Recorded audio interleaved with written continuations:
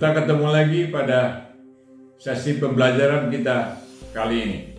Merupakan sesi pembelajaran dari modul pembelajaran yang berjudul Rekayasa Proses Bisnis Perusahaan. Sesi kita kali ini berjudul Rekayasa Proses dan Organisasi Perusahaan. Jadi teman-teman, pada siang hari ini kita akan mempelajari sesi yang paling penting daripada modul pembelajaran kita adalah soal rekayasa proses perusahaan dan kaitannya dengan organisasi perusahaan. Mari saya ulangi, apa pemahaman aktivitas dan proses. Perusahaan apapun jenis usahanya, apakah industri yang menciptakan dan membuat produk atau jasa yang melayani segala keperluan pelanggannya, pasti terdiri dari potongan-potongan kerja atau kegiatan atau aktivitas. Potongan-potongan kerja atau aktivitas ini bersifat terpotong-potong atau tidak tersambung satu sama lain atau yang disebut dengan independen. Oleh karena itu, diperlukan sebuah upaya untuk mengelompokkan atau menggrouping aktivitas-aktivitas tersebut yang saling terkait dan memiliki hubungan sebab akibat yang kemudian menjadi tergantung satu sama lain atau yang disebut dengan dependent, agar terjadi rangkaian potongan kerja atau rangkaian aktivitas yang memiliki tujuan. Lalu rangkaian aktivitas yang saling tergantung dan memiliki tujuan inilah yang disebut dengan proses kerja. Sebuah proses kerja dapat terdiri dari aktivitas-aktivitas yang berasal dari berbagai fungsi dalam sebuah organisasi perusahaan dan mungkin juga berasal dari beberapa perusahaan pada saat ini kalau kita ingin mengetahui pengembangan proses bisnis, yaitu rantai pasok perusahaan. Nah, apa yang disebut dengan activity itu adalah sebuah kegiatan, sebuah aktivitas yang dilakukan seseorang untuk mencapai tujuan kerjanya. Nah, itu activity itu biasanya akan mendapatkan masukan atau input. Kemudian activity itu juga biasanya memiliki arahan atau driver atau pengarah. Lalu kemudian activity itu biasanya bisa diperkuat dengan enabler atau penguat. Kemudian activity itu juga harus bisa dikendalikan atau dikontrol. Tapi tidak tutup kemungkinan aktiviti juga itu punya penghambat yang akan membuat aktiviti itu tidak berjalan sebagaimana seharusnya untuk menghasilkan sebuah output atau hasil kerja atau hasil aktivitas. Nah, kalau aktivitas-aktivitas itu tersambung satu sama lain, terkait satu sama lain, misalnya dalam gambar ini kelihatan sekali ada 3 aktiviti untuk menggambarkan sebuah proses. Jadi kalau salah satu activity itu macet, itu akan mengakibatkan prosesnya jadi macet. Itu yang perlu dipahami dalam proses kerja atau dalam proses bisnis sebuah perusahaan. Nah, dengan demikian dapat tergambarkan oleh kawan-kawan, kalau ada satu activity itu terhambat atau mengalami gangguan akan mengakibatkan proses berikutnya akan menjadi terhambat. Ini yang perlu dipahami oleh setiap pihak. Nah, sekarang kita masih melihat apa pemahaman aktivitas oleh Michael Porter, seorang guru besar di Harvard University yang bernama Michael Fogg Porter. Dalam bukunya Competitive Advantage, Porter mengatakan, substansi atau esensi strategi perusahaan ialah aktivitas atau kegiatan. Memilih dan merangkai aktivitas yang berkeakibat strategis dan memperbaikinya secara terus-menerus akan menghasilkan keluaran atau output yang baik dan unik. Hal ini merupakan kunci keunggulan bersaing yang berkelanjutan. Membangun perusahaan dengan sistemnya yang terdiri dari ribuan aktivitas dan ratusan proses yang unik akan memberikan hasil output yang pasti unik. Dan ini adalah faktor kunci untuk memenuhi kebutuhan pelanggan dan mencegah peniruan oleh pesaing. Jadi Porter adalah seorang guru besar di Harvard yang selalu mengatakan sebuah produk atau sebuah layanan itu harus memiliki keunikan. Dan keunikan itu hanya bisa dicapai kalau aktivitas-aktivitas tersebut unik. Dan ini adalah kunci daripada keunggulan bersaing. Itu yang dikatakan oleh Michael Porter. Kemudian Michael Porter melanjutkan dengan teorinya yang disebut dengan value chain atau rantai nilai. Dalam menjalankan aktivitas atau kegiatan di perusahaan untuk mencapai tujuannya, terjadi hubungan atau interaksi antar aktivitas, baik di dalam kelompok maupun antar kelompok. Interaksi inilah yang disebut dengan rantai nilai. Dalam interaksi atau antar aktivitas, baik di dalam kelompok maupun antar kelompok, harus terjadi proses penciptaan nilai tambah atau added value. Bila tidak memberikan nilai tambah dalam interaksi yang terjadi, sebaiknya proses atau aktivitas tersebut tidak perlu dilakukan atau dilaksanakan. Inilah yang disebut mengatakan menyederhanakan kegiatan kerja. Sehingga ada sebuah aktivitas yang memang tidak memberikan nilai tambah atau tidak berkaitan langsung dengan kepentingan pelanggannya, sebaiknya dihapuskan. Ini yang membuat kita sering mengada-ada dalam melakukan kegiatan di dalam perusahaan. Kadang-kadang nggak ada hubungannya dengan pelanggan, itu kemudian diperpanjang atau ditambah, lalu kemudian apa yang terjadi? Yang ada adalah birokrasi atau proses yang berbelit-belit. Nah, proses yang terdiri dari aktivitas-aktivitas yang menciptakan atau memberikan nilai tambah merupakan basis untuk pencapaian produk dan jasa yang memiliki keunikan atau diferensiasi, dan ini adalah dasar untuk memenangkan persaingan yang berkelanjutan atau competitive advantage atau competitive sustainable. Nah, ini yang akan membuat setiap industri itu bisa menang bersaing di dalam era yang seperti sekarang, di mana semua orang itu berlomba-lomba dengan kreativitas dan inovasi. Sekarang mari kita melihat generic company value chain.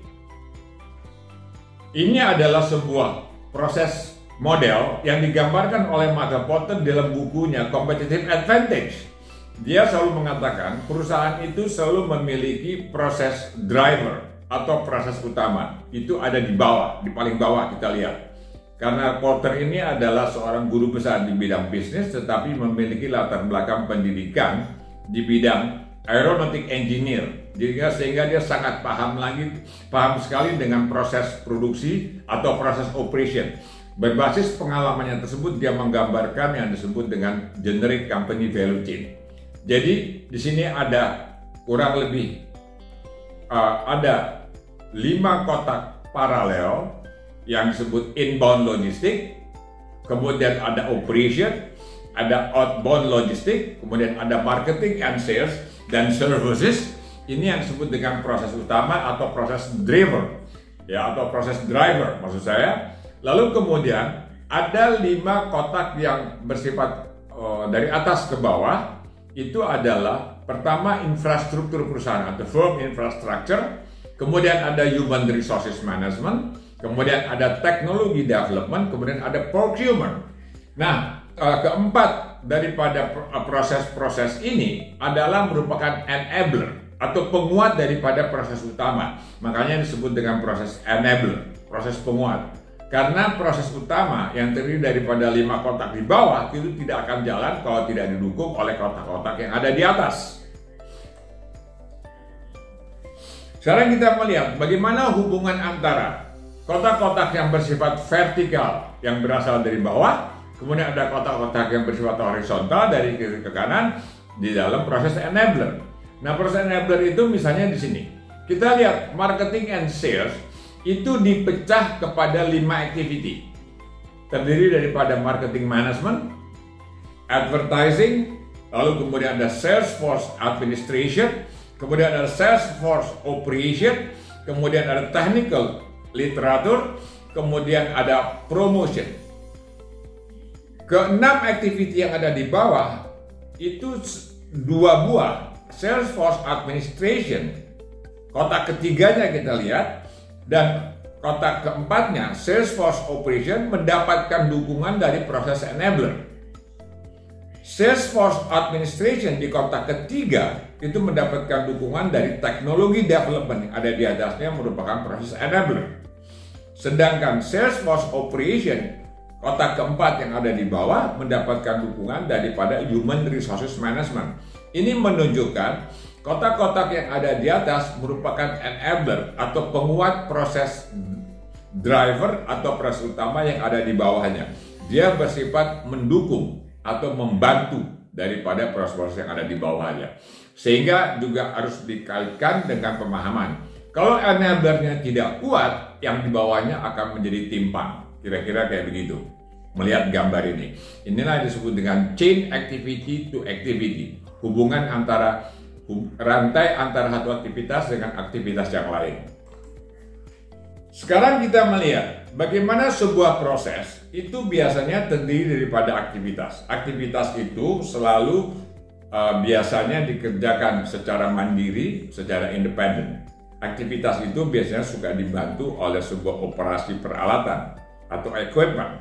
Nah, biasanya dia menghasilkan sebuah hasil yang disebut dengan kinerja. Ini adalah kinerja activity yang biasanya selalu dirasiokan antara output dengan target atau standar yang akan dicapai. Jadi setiap activity itu juga punya target dengan matematik atau dengan pembagian yang sangat mudah sehingga disebut dengan kinerja atau performance. Itulah output dibagi dengan target atau standar.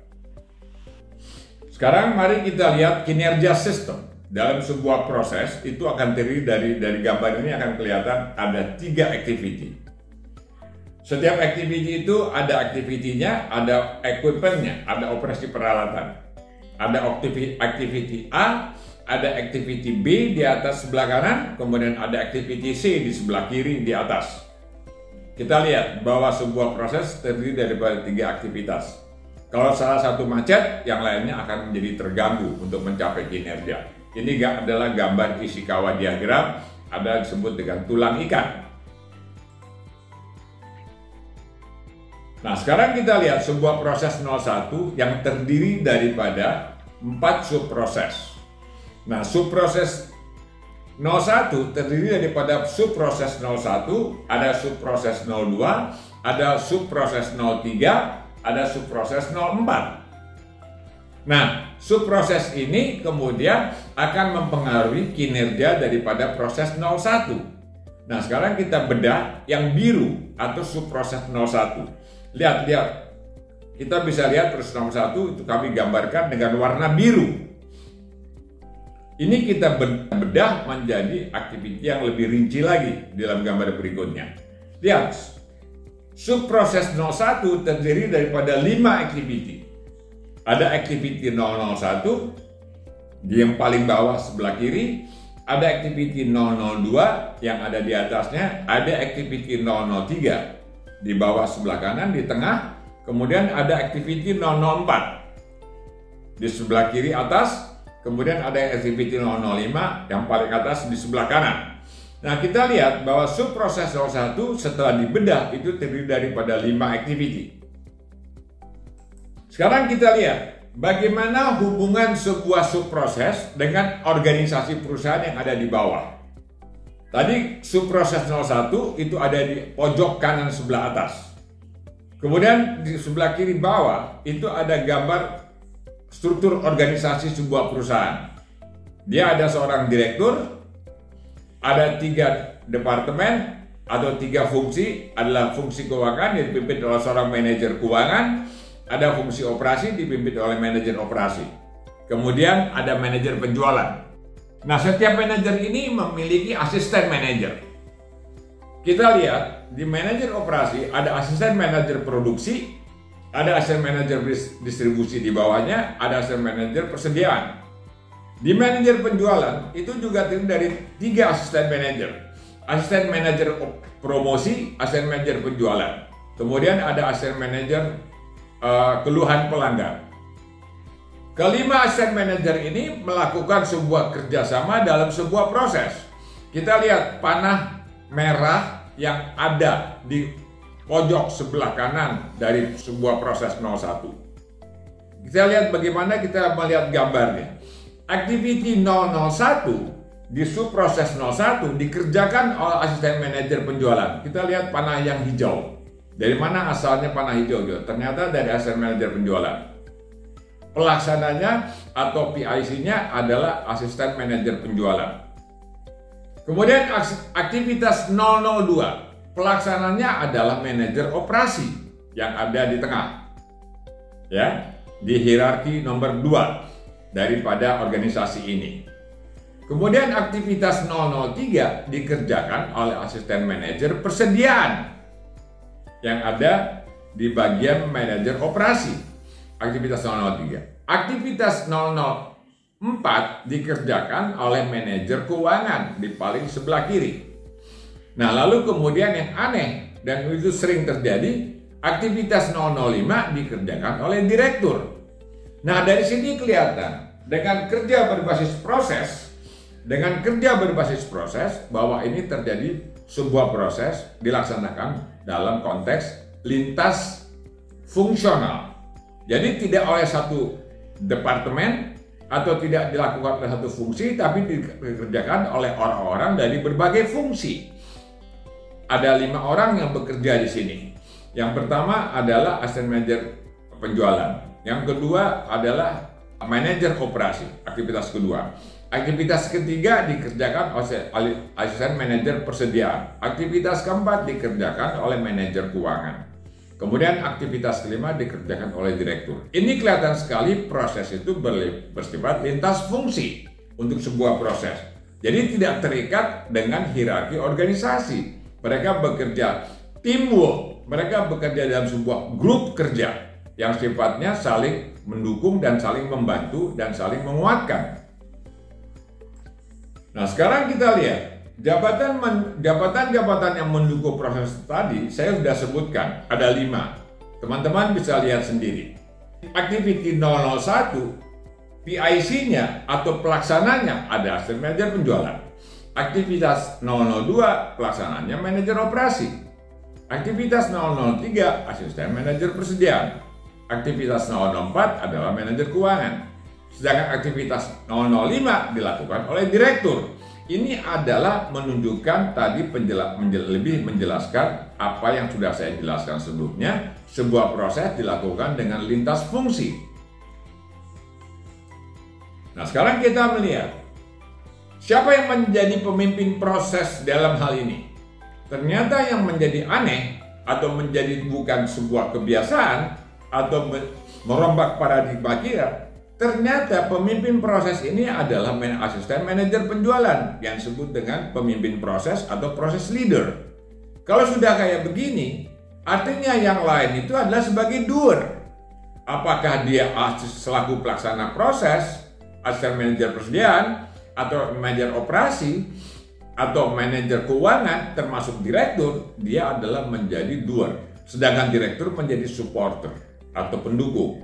Sehingga kalau bisa dikatakan bahwa driver atau pengendali daripada proses ini adalah asisten manajer penjualan. Ini yang kadang-kadang susah diterima oleh para teman-teman profesional yang selalu mengatakan bahwa hierarki organisasi sangat menentukan dalam cara kerja. Dengan pemahaman bisnis proses, semuanya menjadi bubar atau menjadi tidak terdaya gunakan. Paradigma yang menyatakan itu, karena dalam proses itu bersifat lintas fungsi, tinggal tergantung siapa yang mengambil inisiatif dan menjadi pemimpin daripada proses. Kalau sudah kayak begini, direktur tersebut hanyalah bersifat supporter. Jadi kita kebayangkan, kalau ada master manajer penjualan sudah punya order, lalu kemudian barangnya harus dikirim, tetapi kemudian tanda tangannya oleh direktur. Direkturnya nggak ada di tempat, lagi sedang main golf, atau sedang rapat di tempat lain, kemudian dokumen tidak ditanda tangan, yang terhambat siapa? Adalah asisten manajer penjualan. Asisten manajer penjualan berhak untuk menelpon atau memberitahu kepada direktur untuk segera menandatangani supaya barangnya itu segera bisa di-delivery untuk mempercepat proses. Inilah yang saya ingin sampaikan, bahwa bekerja dengan proses tidak terikat dengan paradigma lama yang berbasis kepada hierarki organisasi. Karena di dalam gambar ini terlihat jelas bahwa yang menjadi proses leader itu asisten manajer penjualan. Kira-kira kayak begitu dari gambaran ini. Nah, sekarang kita lihat gambar yang tadi. Tiba-tiba kita beranggapan bahwa aktivitas 002 itu kita anggap tidak perlu karena itu redundant atau berulang, karena dalam satu fungsi yang sama bekerja untuk pekerjaan yang hampir sejenis. Lalu kemudian kalau saja setiap organisasi itu sudah mengerti bekerja dengan berbasis trust, manajer operasinya harus percaya kepada asisten manajer persediaan, sehingga dia nggak perlu ikut kerja lagi, biarkan asisten manajer persediaan itu bekerja secara profesional. Akibatnya apa? Peranan aktivitas 002 sebaiknya dihapuskan. Sehingga apa yang terjadi? Kita lihat dalam gambar berikutnya. Gambar ini menunjukkan akhirnya pekerjaan daripada manajer operasi itu ditiadakan. Akan hilang satu kegiatan yang disebut dengan penanggung jawab daripada manajer operasi untuk melakukan aktivitas 002. Sehingga proses tersebut terdiri dari 4 aktivitas saja. Anda bisa bayangkan satu proses kita bisa memotong atau menyediakan sebuah kegiatan. Kalau di dalam sebuah perusahaan ada ribuan proses, ada ratusan proses, satu saja dari proses tersebut ditiadakan kegiatannya karena bersifat redundant, itu akan membuat kerja perusahaan akan menjadi lebih efisien, kemudian akan menjadi lebih murah, dan waktunya bisa lebih cepat. Ini yang ingin digambarkan. Kita lihat. Demikianlah kawan-kawan yang saya bisa gambarkan di dalam, atau saya bisa jelaskan di dalam modul sesi pembelajaran pada saat ini yang disebut dengan rekayasa proses bisnis perusahaan dan organisasi perusahaan. Jadi sangat erat kaitannya antara rekayasa proses dengan organisasi perusahaan, terutama dalam konteks untuk mempercepat cara kerja, karena dalam dunia sekarang kita memiliki kepentingan untuk segera bekerja dengan cara lebih cepat. Sehingga dengan demikian, kalau teman-teman ingin mengatakan bahwa kita akan tergantung kepada teknologi dan sains atau science and teknologi di masa depan, pada dasarnya yang pertama kita mesti lakukan adalah melakukan rekayasa proses. Demikianlah kawan-kawan yang saya bisa jelaskan. Semoga sesi pembelajaran ini akan memperjelas pemahaman kawan-kawan tentang rekayasa proses. Dengan demikian akan lebih mendalami sehingga kita bekerja bisa lebih efisien, lebih efektif, lebih produktif untuk memenangkan persaingan. Sampai ketemu di episode daripada sesi pembelajaran berikutnya. Terima kasih. Salam.